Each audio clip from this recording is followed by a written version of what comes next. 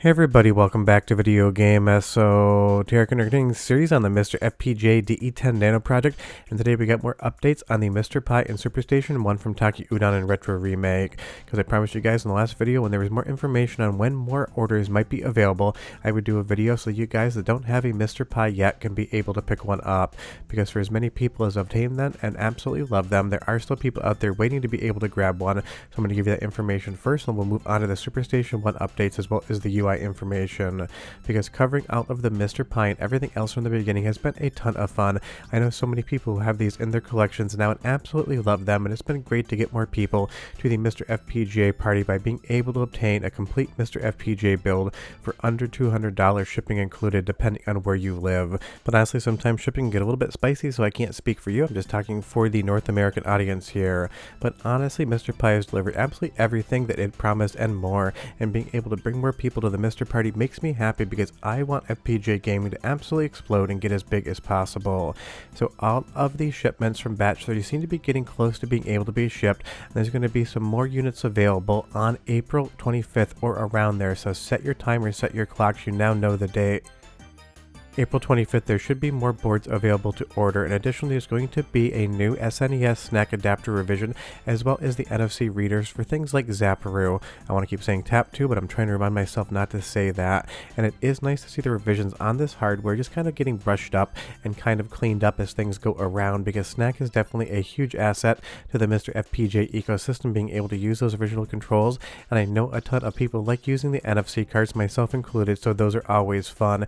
I'm glad to see we're getting revisions to that. And additionally, you'll see here that the mold has been sent out for basically final checks. Now, having worked in CNC as well as injection molding, I can tell you, you don't move to the next step until you're 100% certain that everything is going to be working perfectly. It is a time-consuming and expensive step to get the tool and die done for the molds. They've even changed up from a silk screen to more of a glossy pattern, which I think will be nice for the overall longevity of SuperStation One and being able to actually see the text on there. So that's definitely a smart move in my opinion, as someone who did work in this industry.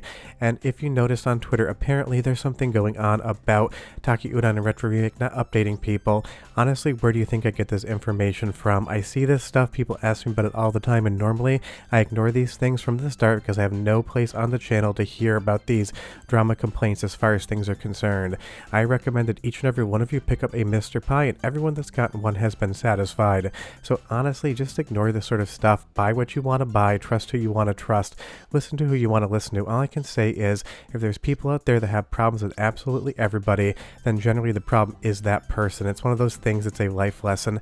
MiSTer FPGA is amazing, MiSTer Pi is great, and I'm sure Taki Udon's going to deliver on the rest of the stuff that he's been talking about. Now back to our regularly scheduled non-drama programming. The SuperStation One has also grown a GunCon port, which is marked as Con right here, but is going to get a different abbreviation per Taki Udon's Twitter, and this is going to be great because honestly PlayStation 1 has some of the best light gun games as far as the 32-bit generation is concerned, and you can use GunCon for other cores as well. It isn't a PlayStation 1 exclusive, but if you want to bring the original GunCon to MiSTer and use it on a CRT, you're going to be able to on the SuperStation 1, and you're going to have a special port built into the side to do that. And again, the GunCon is an incredible peripheral, and honestly it's relatively cheap if you want to buy a used one. So if you're planning on picking up a SuperStation 1 and you want to play light gun games on a CRT, you might want to start shopping for a GunCon now, because honestly when these things start going out, I have a feeling that the price of them is definitely going to lift up as far as the resale and eBay market is concerned, so shop now, because you absolutely definitely want to have a GunCon for something like SuperStation 1. Now additionally, you see that backplate has been redesigned again as well, and going over the I/O, you're going to see the USB-C, the regular USB, HDMI, the DIN 10 port, VGA, an analog audio out port, as well as the Ethernet. So honestly, this thing is basically all-encompassing for any single port you could possibly want to use, and it is nice that it comes in the black as well as the white and that clear blue.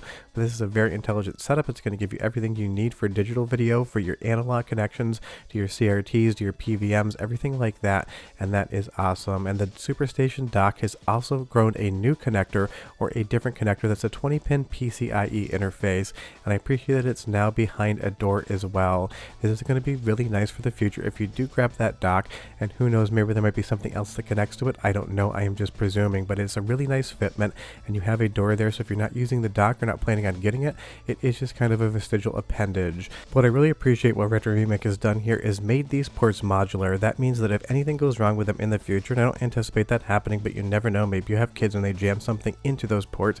Kids do the damnedest things sometimes, I swear. You're going to be able to remove the port and go ahead and put in a spare part with this ribbon cable. So it's not like something you're going to have to do some surface level soldering, removing ports with a hot air gun or a desoldering station and putting them back on. This is going to be awesome for future proofing, because if you do want to go in there and repair your own stuff, it's going to be as simple as disconnecting a few screws and going ahead and switching out the ribbon cable. Now on the UI front, people were very excited to hear that MiSTer FPGA, at least on the SuperStation One, was getting a UI. We've definitely seen some updates to that as well and what it's going to look like. And in the previous video, I showed you what Taki Udon had previewed as far as the UI is concerned, and I know a lot of people are excited for this, and I said that I thought it looked absolutely outstanding. It wasn't going over the top on UI elements, it was just giving you enough of a visual taste to look good without being heavy-handed for it. And there's two camps when it comes to the user interface of MiSTer FPGA. There's people that hate the text list and want this to look pretty on their television, and there's people that absolutely do not care about any UI whatsoever. They're just there for what it does, and whichever camp you're in, I am totally happy for you. I'm glad we're getting options. Me personally, I like the UI here, I like how it looks, but I have absolutely no issues with the standard MiSTer FPGA setup as well. But the great part is the SuperStation One is bringing you options, and I always advocate for that stuff on the channel. I want you to be able to enjoy the games and hardware the way you want to enjoy them. There is no wrong way to do it. So long as you're happy, I'm happy for you. So getting more of a UI is going to be a good thing for the people that like it, and I'll definitely preview it once the SuperStation One is ready to ship and ready for review. So I'm definitely looking forward to that when I get the chance to be able to do it. But Taki Udon did update a little bit more on the user interface. You'll see here there is a cores menu that has added a photo of the actual console for that core. It is a nice little touch. Obviously, reading the list, you'll be able to understand what you're picking.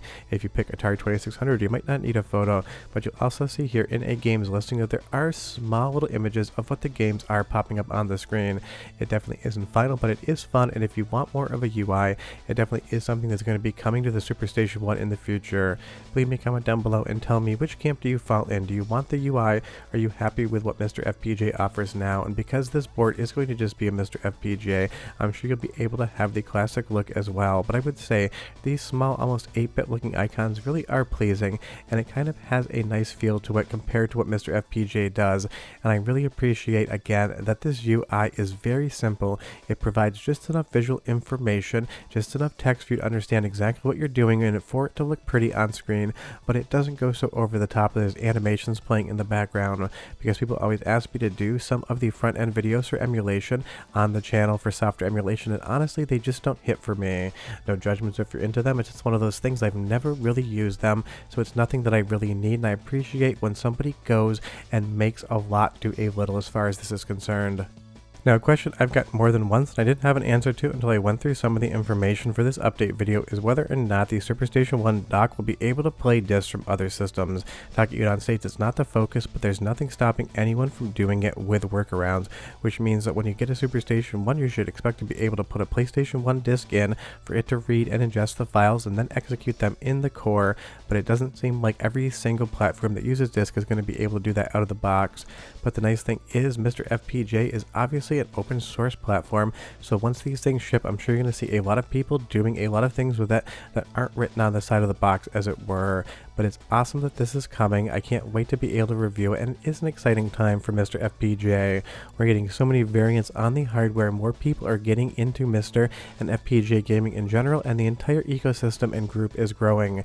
And that makes me super happy, because I want a MiSTer FPGA under every retro gamer's television. It is one of my favorite projects in like the last 5 to 10 years as far as retro gaming is concerned, and getting something like the SuperStation One is just that exciting. And again, you have the dates around April 25th where there should be some more MiSTer Pis available for purchase, so definitely set a reminder in your phone. I know for the people that haven't been able to get one yet, you want to be able to pick one up, so hopefully you can soon. But it seems like maybe late summer, early fall, this stock should normalize, because like any new project, it does take some time to get them out into the world before there's just available stock to order when you'd like to. It's basically like that with every single piece of hardware ever made for gaming, MiSTer Pi definitely included. But we have some fun updates on SuperStation One. We have some information on when MiSTer Pi is going to be shipping and selling more units, and it definitely is looking future forward as far as this is concerned. I can't wait to see more information on the handheld, the one that I'm definitely waiting for. But if you have any questions or comments, leave them down below. But we're done. I'll see you guys for the next update. Bye bye.